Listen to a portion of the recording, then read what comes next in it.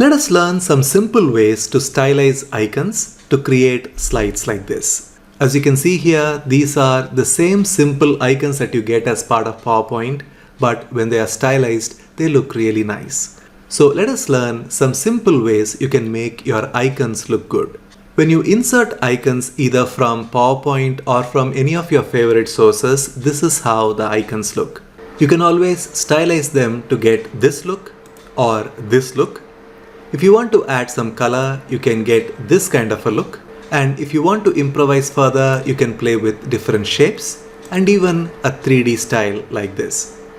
Let me show you how to achieve these different effects using nothing but simple shapes in PowerPoint.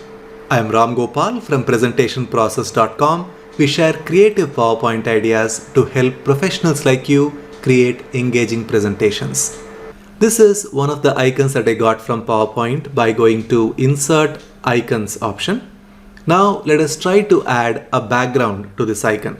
So let me go to Home and go to Auto Shapes Gallery.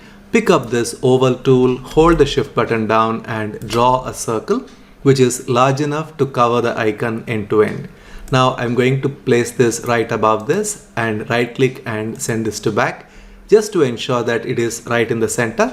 You can select both these elements, then go to Home, Arrange, Align, Align Center, Arrange, Align and Align Middle. Now let us give this a light background. So let us select the circle, go to Shape Fill and use this light background and then give a red outline like this. If you want, you can even have it slightly thicker and now it looks a lot better.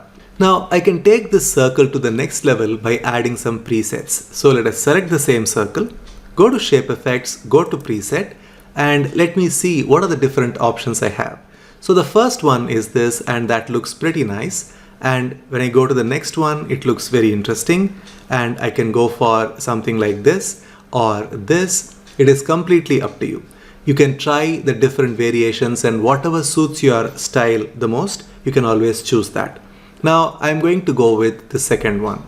Now you can see that the outline is not visible. So after you apply the preset, you need to go back and once again apply the outline and it will look as beautiful as this. If you want, you can always change the color of this. Let us say orange color and have this in the contrasting color, like say Shape Fill and white color. And you can have no outline. You can add some shadows. It is entirely up to you.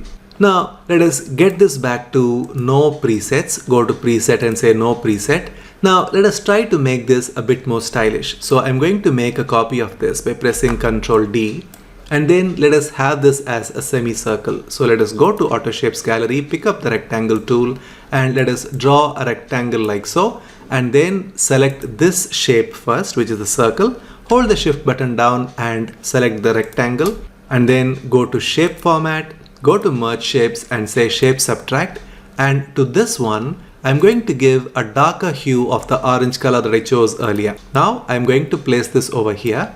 Let us select the icon and bring it to front. Now group everything and this looks really nice. Now you can try a different shape variation for this. Let me ungroup this and then I'm going to use a hexagonal shape. So let us go to Auto Shapes Gallery. From Basic Shapes, let us pick up this hexagon and then draw a hexagon like this. I can always rotate this to any angle that I like. Now this looks good. Now I'm going to apply the same technique that I used earlier. That is, I'm going to create half of it in a different color.